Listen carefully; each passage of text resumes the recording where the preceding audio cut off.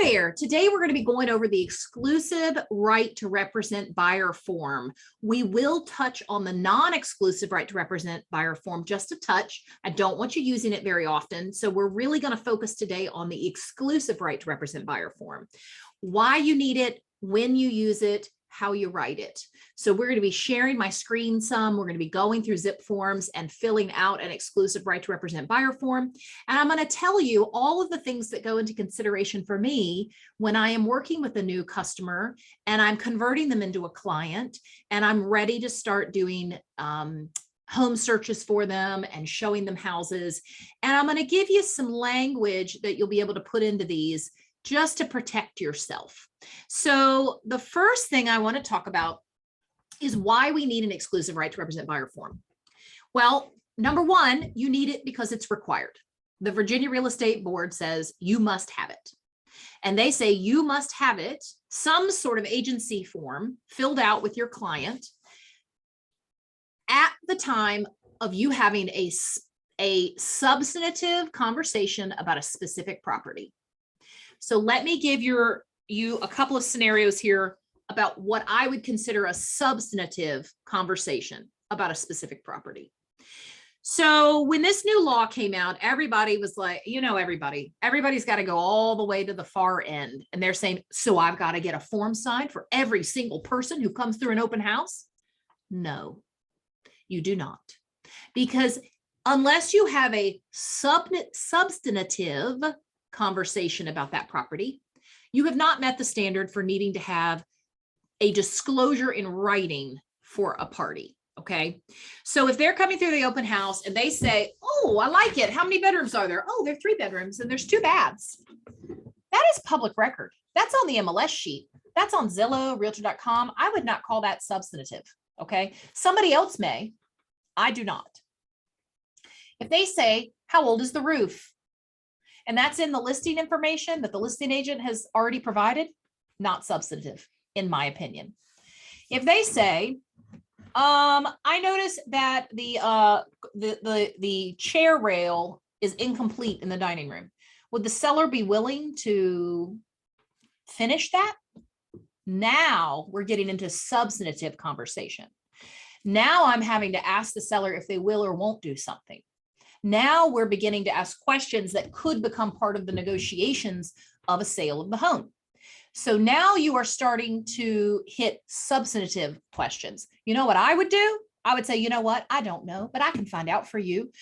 How about you leave me your email address here and I'll get that answer for you and then I'll provide that to you later. Or may I have your phone number so I can call you back when I have that answer? I'm not going to answer it right then because that is honestly, that's putting the cart before the horse. You know, do you even like the house? You haven't even walked back to the bedrooms yet. Why do you need to know about the chair rail and if the seller's willing to repair that or complete that project before you've even gone down to the basement or gone out in the backyard? To me, that is me volunteering to enter into substantive conversations for little to no payoff. You know, I'm going to probably soft pedal that question until they perhaps come to me with more questions. And then it's going to become apparent that perhaps they're going to need me to represent them. Now, if I'm working that open house as the listing agent, I also am not going to represent them. I'm not going to do dual agency. It gets sticky very fast. I need to see Donna and Jennifer nod in agreement because they are in this office and they hear me take those phone calls where it has gotten very sticky very quickly when you are representing both the buyer and the seller, especially in a market like this where everything is so fast paced that it can get very convoluted very quickly. So always have in mind another agent who you would trust to step in and represent the unrepresented party. Okay. Make that relationship with another Wainwright agent. Ask for a referral fee. And you guys hand customers back and forth like that. If you need somebody to step in and represent the other party, count on that agent. It is an excellent relationship to have. You can also ask them if y'all can watch each other's files while you're on vacation. Actually enjoy your vacation. Leave somebody you trust in charge, you know? Jennifer and I don't get to take vacations we want to take. Okay, maybe she wants to take them. We get to take vacations for competitions for our children. whether it's dance or cheerleading, which means we spend a lot of time in giant concrete arenas where you can't even make a phone call because everyone's screaming so loudly. So we really do count on each other to be able to return calls to each other's clients or, take care of business while we're in a giant concrete box where you just can't take a phone call even if you wanted to. So that is going to be an important relationship for you to have. Now, there are 3 types of agency disclosures that are available to you. One is, and you may want to write this down, but you can always call me and ask, it is a disclosure of agency for an unrepresented party. And that is on Zip Forms. That is if I answered that question about the chair rail in an open house, I now have to at least do that form. And that form just says, first I would ask that person, do you have an agent you're working with? If they say, oh yeah, I got a buyer's agent, great, then I can answer that question and I do not have to do a form with them because they are already represented. However, if they are unrepresented, if they are not working with an agent, then I am required by the Virginia Real Estate Board to fill out some sort of agency disclosure and have them sign it. They don't have to sign it. You cannot hold them down and say, you have to sign this. You have to try to get them to sign it, okay? So the disclosure of agency for an unrepresented party simply says, they sign a document where I have said, hi, I'm Ashley Donahue. I work with Wainwright and Company Realtors. I'm representing the seller, and I check the box for seller, and then they sign that. That's it. That's a hassle, and it's weird, and it is very jarring to the open house experience. So I just avoid the substantive questions, okay? I say, I'd be happy to get that for you and get back to you later. I do not want to answer questions about, do you think the seller will take $440 for this house? First off, what do I know? I'm certainly not going to say what the seller is willing to do to some open house visitor who I have no idea if they are pre-qualified, if they even want to buy a home. Certainly, those are questions people ask, and you've got to come up with some clever responses to those because it does happen. They walk into a $600,000 house and they go, oh, think the seller will take 500? I don't know. I mean, I do not know. I would say to them, you know what? That's an interesting question. Not one I can probably answer without consulting my seller. Are you wanting to make an offer? And then just be quiet because they're going to have to say either, yes, I'd like to make an offer. Great. Let me call up my friend Jennifer. Let me call up my friend Dow. Let me call up my friend Rhonda and have them come over and represent you. Or they're going to say, no, we love our house. Our house is way better than this one. Those are people who love to visit open houses and just stir stuff. Okay. They do exist. It is pretty funny. They leave and you're like, what just happened? Okay. And they always take 2 cookies. I'm sounding jaded in my 20 years of experience here, y'all, but it's true. It is true. Okay. So the other forms you will be using will be the exclusive right to represent buyer agreement. The exclusive right to represent buyer agreement means you are the only agent who will be representing them when they purchase a home. Now, they may sign any length that you both agree to. So you can do a 3-month exclusive right to represent buyer agreement. And sometimes I recommend that because you don't know that you will like working with them, right? I want it to be very clear that an exclusive right to represent buyer agreement and a non-exclusive right to represent buyer agreement, they are bilateral agreements. Both parties would have to agree to release the other one, okay? So if you sign a year exclusive right to represent buyer agreement and you go, Ashley, I don't want to work with these people anymore. Well, you can't just fire your client, okay?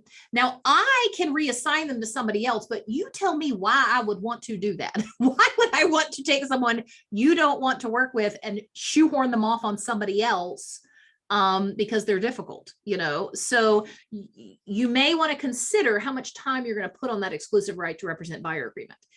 I have found that when I stay communicative with my buyers, they are always willing to sign another one.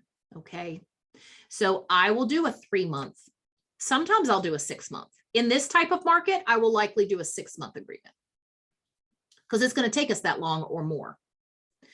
But they are always willing to sign another one if I have shown up, shown them properties, stayed communicative, made sure that I'm not going, ghosting out on them for a week at a time. Okay. So I don't have a problem getting them to sign another one, a subsequent one. So the exclusive right to represent buyer agreement is exactly that. Let's go fill one out. So I'm going to share my screen.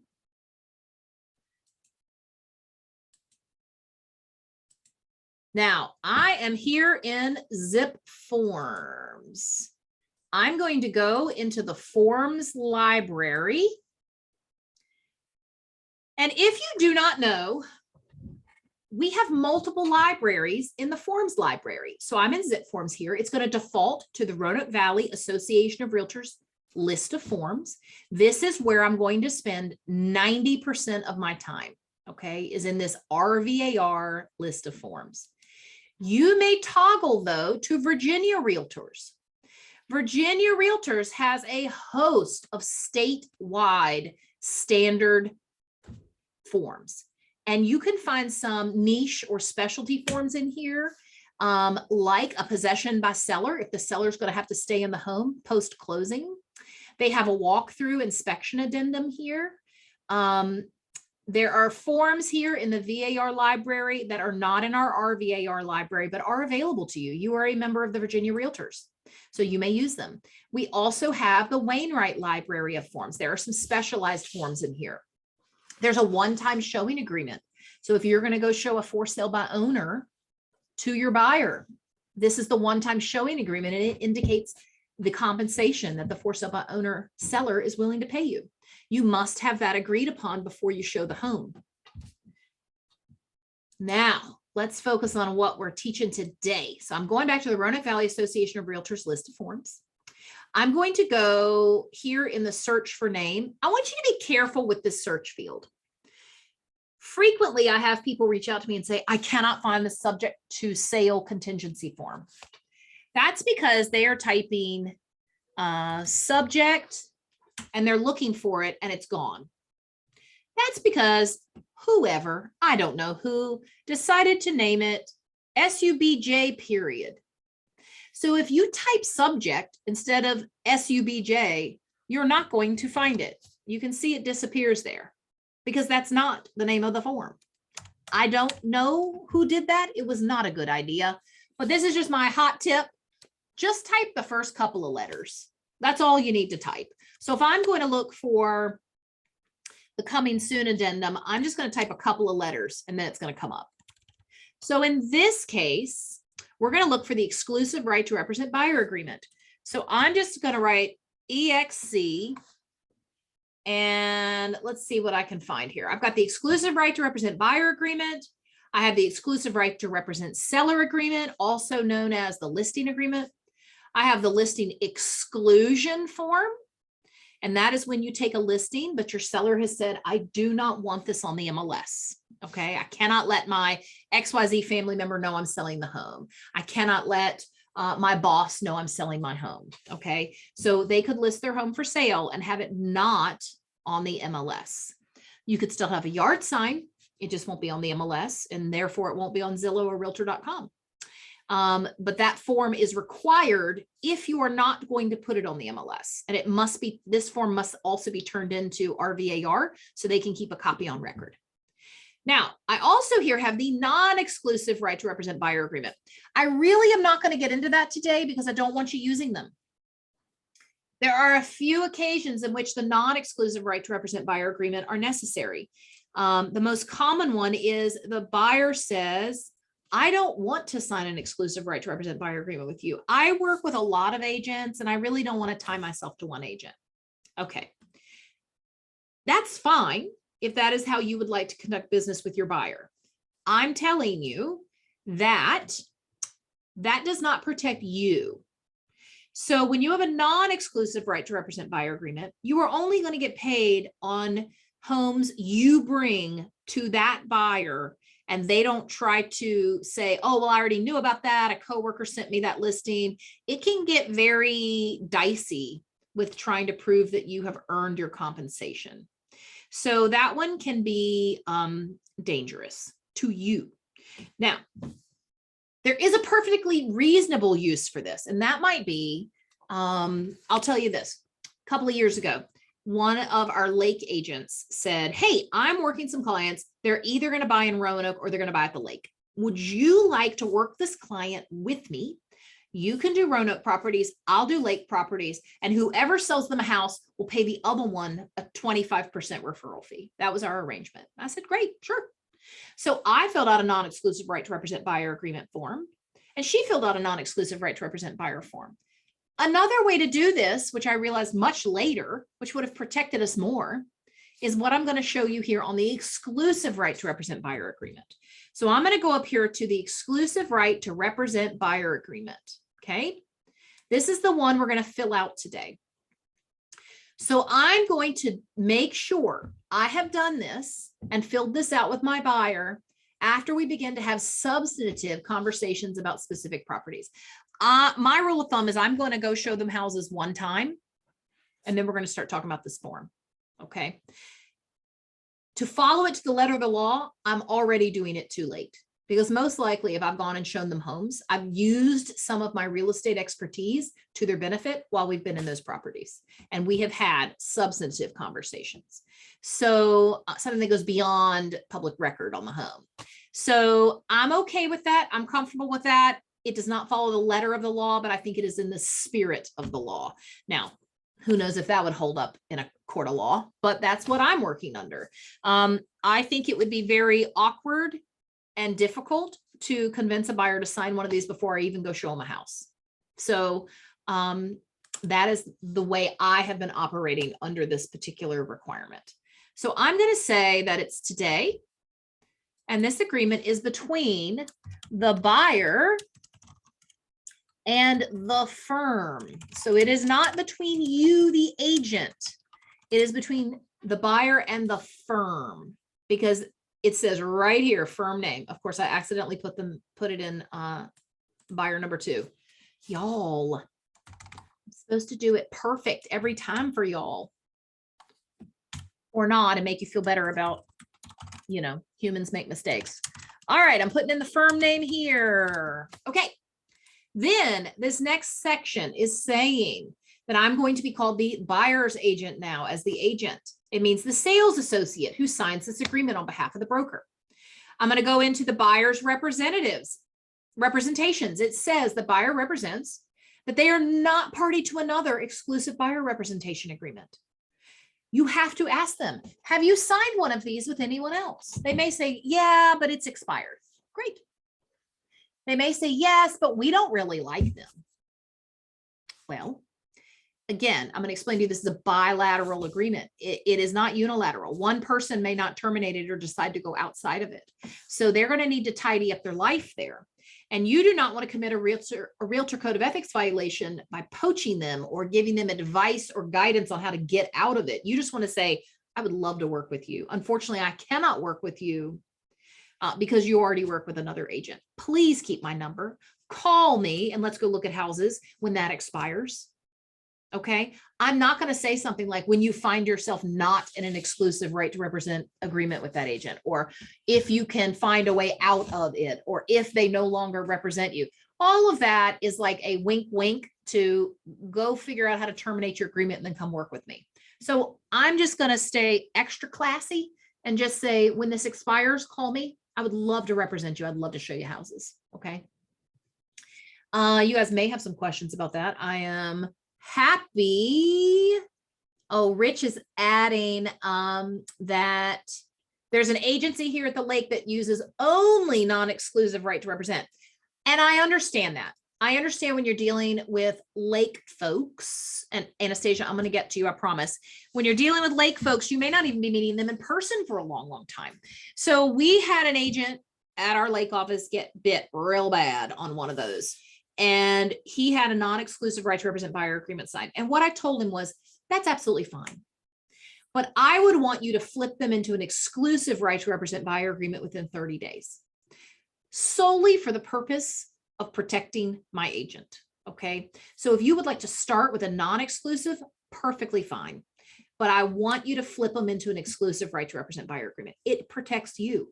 I don't care if it's for 3 months or 6 months. It can be for a short period of time, but I want you protected during that time because he was completely cut out of a transaction and there was no recourse. And he was very disappointed to learn that that is what that non-exclusive right to represent buyer agreement means. It means they can work with anybody they want to work with.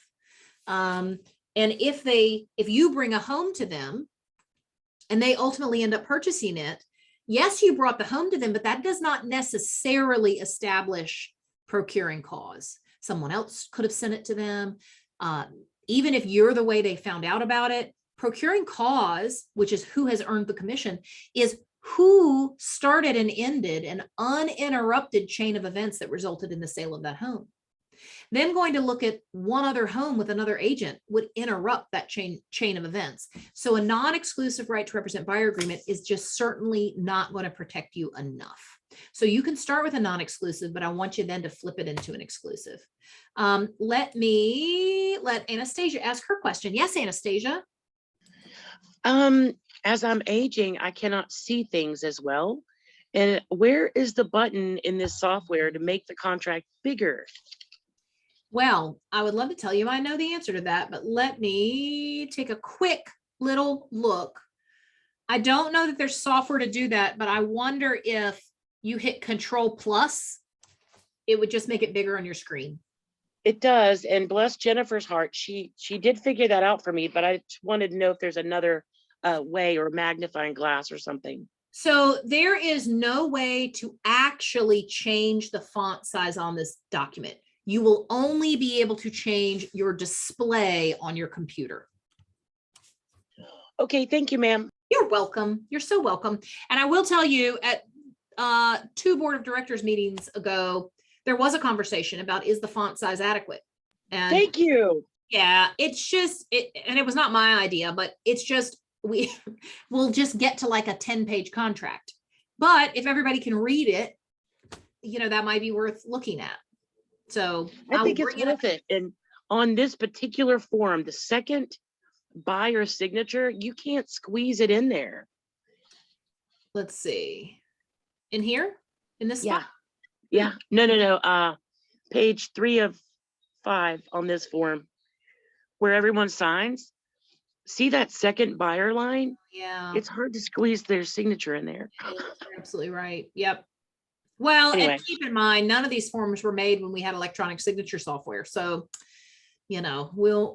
everything has to change and grow. And okay. That's so true, because we used to say, press hard, 3 copies.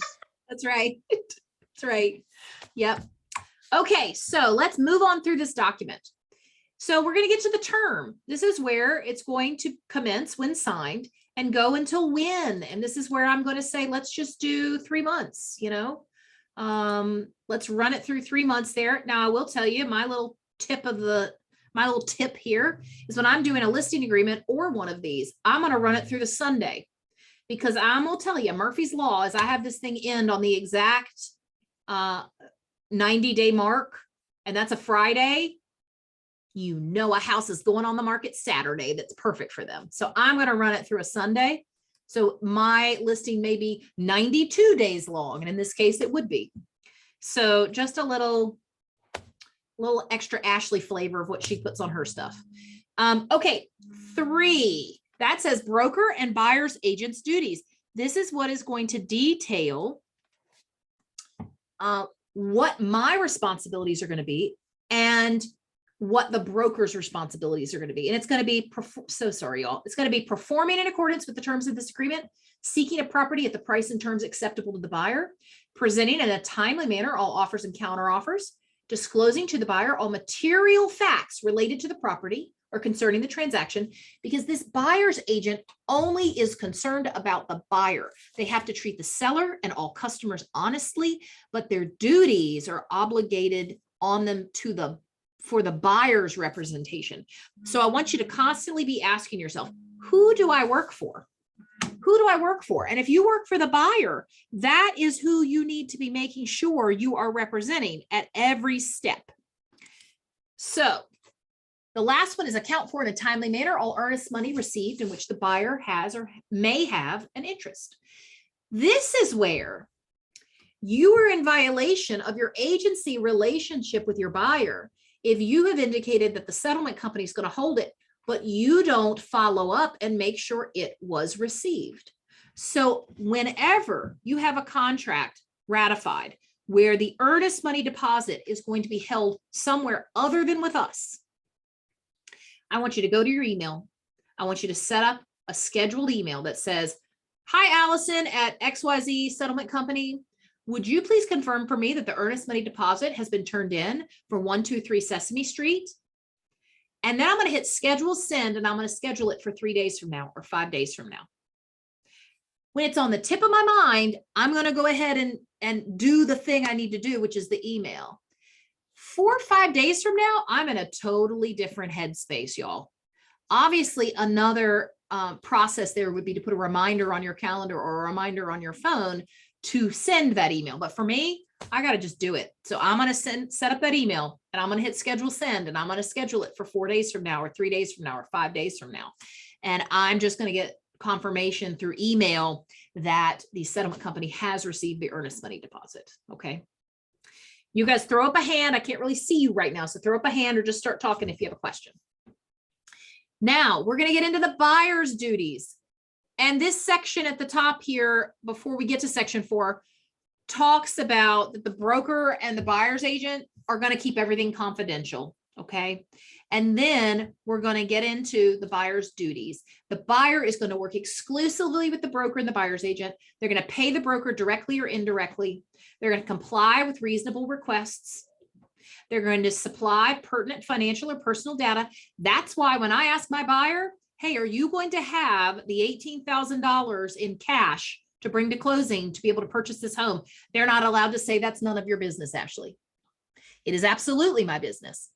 I am not trying to get into your financial affairs, but this agreement says you're going to supply pertinent financial information to me. It's none of my business if you get child support or alimony or a settlement from an insurance claim. That is none of my business if it does not pertain to our purchase.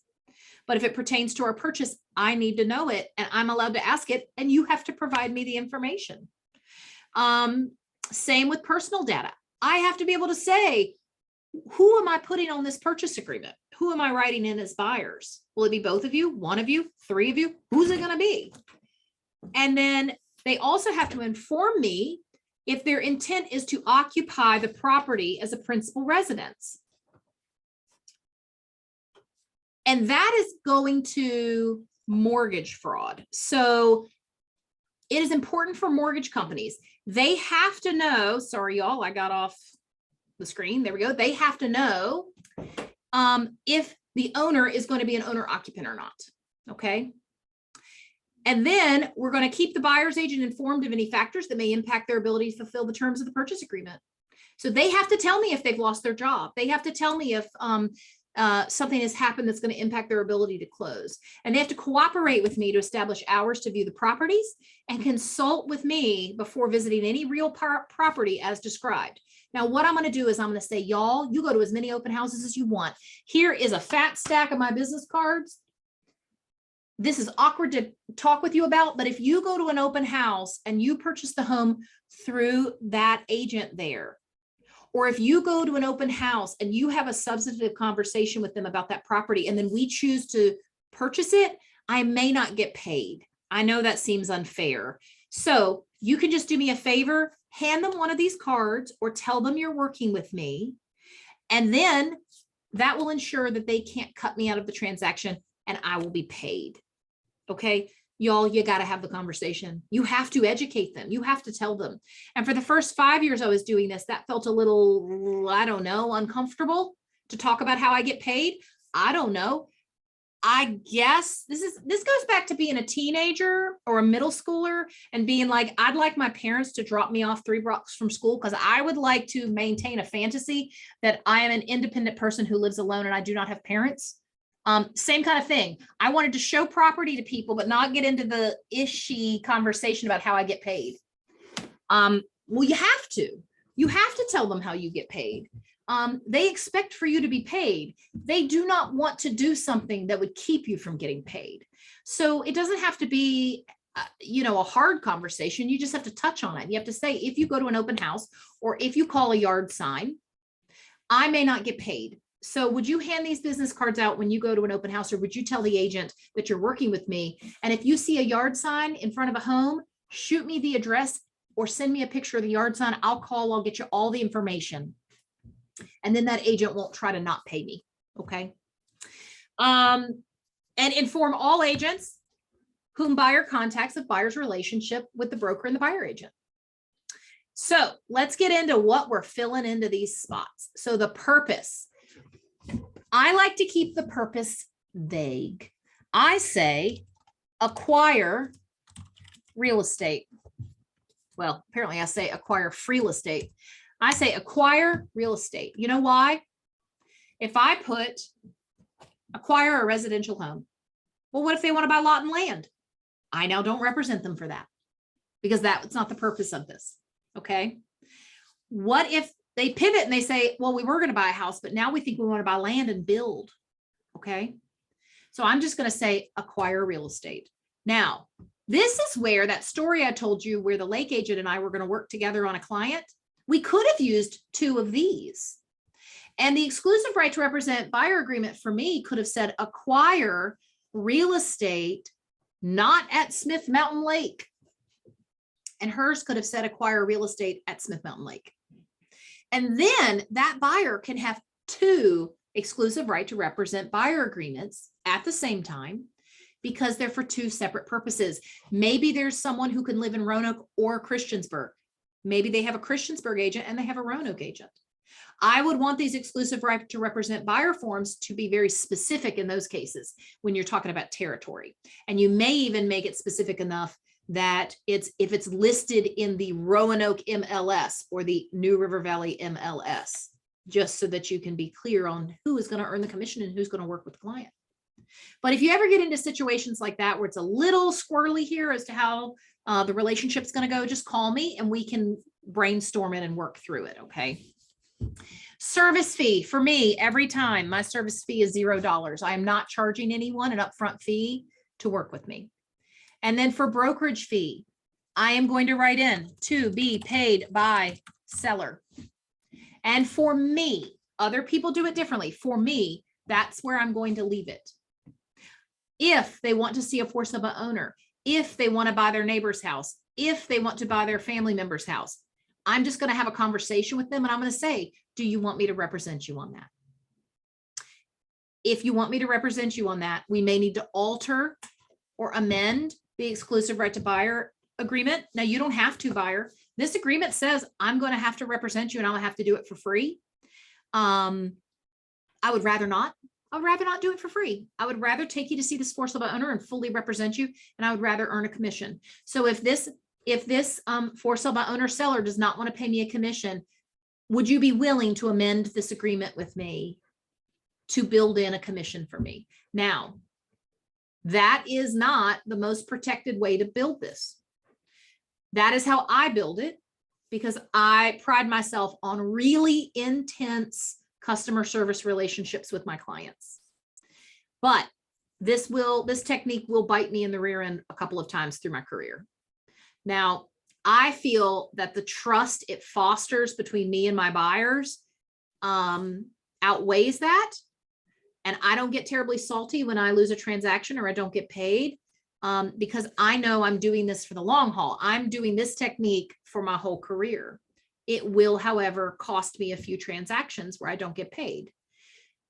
You can have this say to be paid by seller, semicolon, if seller unwilling to pay brokerage, buyer agrees to pay and you don't have to write this down, y'all, because I will gladly share this with you. I'll gladly tell you about it. Just call me. 3% brokerage to Wainwright and Co. Realtors. You can write that in. Keep in mind, I've written to be paid by seller. That is going to be whatever the seller's offering. If you are showing a house on the MLS and the listing agent is offering you 2%, that's what it is. That is an unconditional offer of compensation. So it will be 2%. All right, let me know if you have any questions about that. Then we're going to go down through here and it's going to say all the ways in which I have earned that brokerage, how I've earned that commission. And it's A, if the buyer acquires or enters into a contract to acquire real property during the term of this agreement and goes to settlement on that contract anytime thereafter. This means no matter who they buy from, you are entitled to compensation because they signed this agreement with you. Now, I will tell you, sometimes our buyers go rogue. If you have this executed, I'm still going to caution you to let's talk through why you feel you are owed compensation if they have bought through someone other than you. Did you ghost them for 2 weeks? Did you tell them you couldn't go that weekend and you didn't line up another agent to show it to them? Did they just decide they wanted to cut you out because it was a for sale by owner? Have the conversation with me. I'm not going to say we've never gone after compensation when we've been cut out of a transaction, but I am hard pressed to go after it because I do not want to encourage a situation where agents feel like they can give minimal communication and then rely on these exclusive right to represent buyer agreements to then say, oh, okay, I didn't do the work, but I need you to pay me now. Okay. So you're going to have to do some hard convincing to me that we really need to go after that compensation. Okay. Okay. B, if within blank days of expiration of this agreement, the buyer enters into a contract to acquire residential real estate, put 30 days in there. If you want to, put 5 days in there, put 0 days in there. It's up to you as to how long of an extension you want this thing to have. In my opinion, why am I putting 30 days if I'm doing a 3-month listing? Just do a 4-month listing. So I typically put 0 days in. When we're done, we're done. I'll enter into another one of these with them, but it's up to you as to how you want to protect yourself. Okay. And C, if having entered into an enforceable contract to acquire real property, the buyer defaults under the terms of that contract. So again, this is one where I will almost never go after commission because if the buyer has defaulted on the contract, yes, we don't get paid, but they're probably defaulting. They're your client. You probably know why they're defaulting. They have probably found some sort of deal breaker in the home during the inspection process, and in good conscience, they cannot move forward with this contract. But the way the contract is written, perhaps they don't have a valid termination right. So call me, talk to me about it, and let's brainstorm it and let's figure it out. Okay. Buyer also authorizes broker to retain any selling bonus offered. So if all of a sudden there's a $1,500 selling bonus, you're allowed to accept that. Okay. And then 8 goes into what is disclosed dual agency and what is disclosed designated agency. I explain this to my buyer and I say, I am not going to do dual agency. I'm not going to sit here and tell you right now that I'm going to fully represent you. I'm going to have only your interest at heart and then sign on to also represent somebody else, the seller. I'm just not going to do that because then I cannot provide you exactly what I'm telling you today I'm going to give you. But I am going to do designated agency. Designated agency simply means that you fall in love with a Wainwright listing. And if you fall in love with a Wainwright listing, that makes our broker a dual agent. So designated agency is fine. I won't know anything about the seller. I won't be having conversations with the seller. I will ultimately still just be representing you, but my firm will be representing both parties. Okay. 9 is broker and buyer agent disclaimer. I am only, and I say this to them, look, y'all, I am a fantastic real estate agent, but I am not an attorney, tax advisor, lender, appraiser, surveyor, structural engineer, home inspector, loan officer, or other professional service provider, just so you know. And then I say fair housing disclosure. I say also, this is recognizing that I'm going to show you all properties you want to see, and I am not going to discriminate against you for any of the protected class reasons. And 11 says Megan's law disclosure. Let me be clear with you, buyer. I am not checking the register for sex offenders. I'm not doing that. But here is the phone number and the website.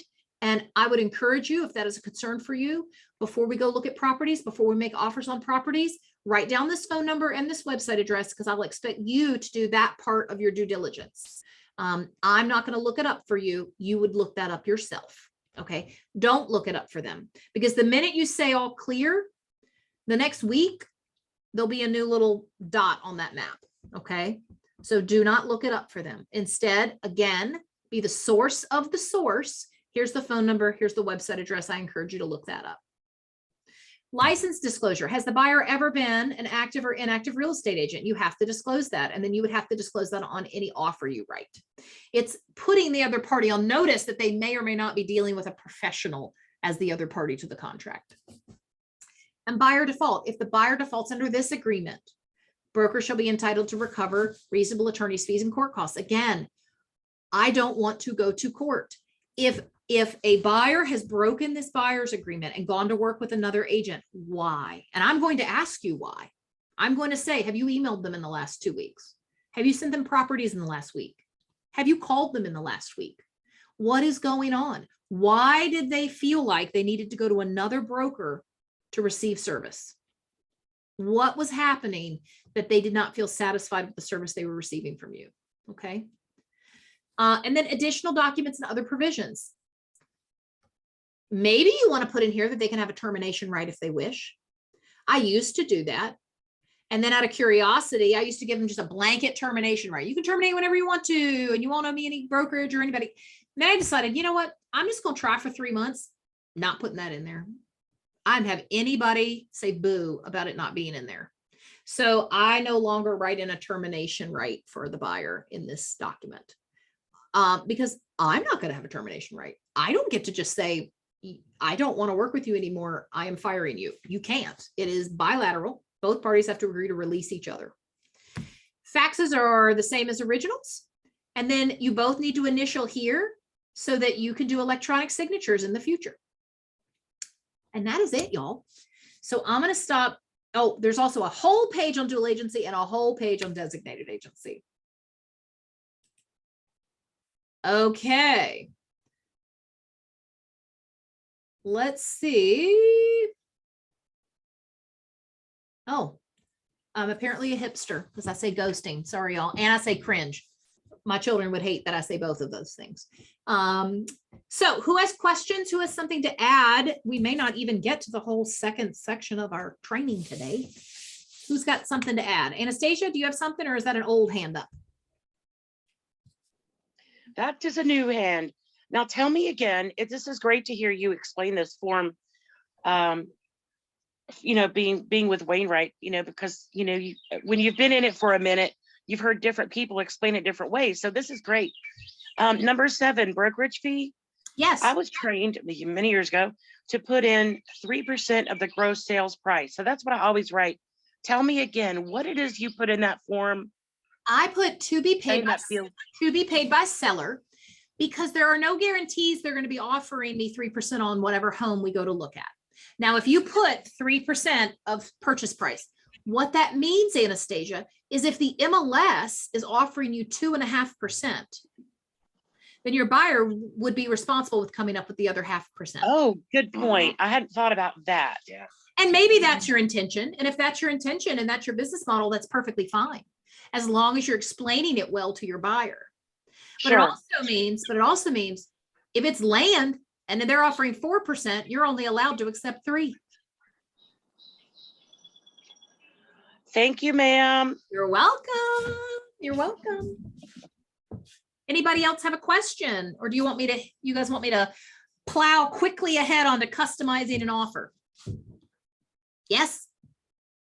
Okay. Promise me then you'll call me with any questions on this exclusive right to represent buyer agreement form, okay? I really do encourage you, take a form, go through it, go through each clause, figure out what it says. Rhonda, did you have something to ask or share? Let me request that you unmute. Yes, I'm sorry. Okay, thank you. I'm really interested in the customizing an offer. Can we do another training session on that? Not today, but Absolutely. How about I touch on it today, and then we'll, actually, the next one I'll just go ahead and put that on our agenda to be what we go through. I can just do a whole class on that if y'all would prefer. I would like that. It's already 2 minutes till 11. Why don't we just do that? And that'll be our next class we have. Sounds You great. know, when Thank I'm you. sitting at my computer at 10 p.m. thinking, what am I going to teach? I have trouble sometimes. I mean, I thought the exclusive right to represent buyer form, that won't take me the whole hour, but it took a full 45 minutes. So Yeah. I appreciate y'all being willing to let me bump things sometimes. So Mhm. promise me you'll call me about the exclusive right to represent buyer agreement. And otherwise, I will flesh out this customizing an offer even further. And I've got some pretty hilarious stories to tell you that helped me understand why I want to look into, is there a detached property? Is the sink in the detached property hooked up to anything? Like, just some stuff you want to maybe consider before you write your offer. So I'll be happy to flesh that out a little further. Okay, so if any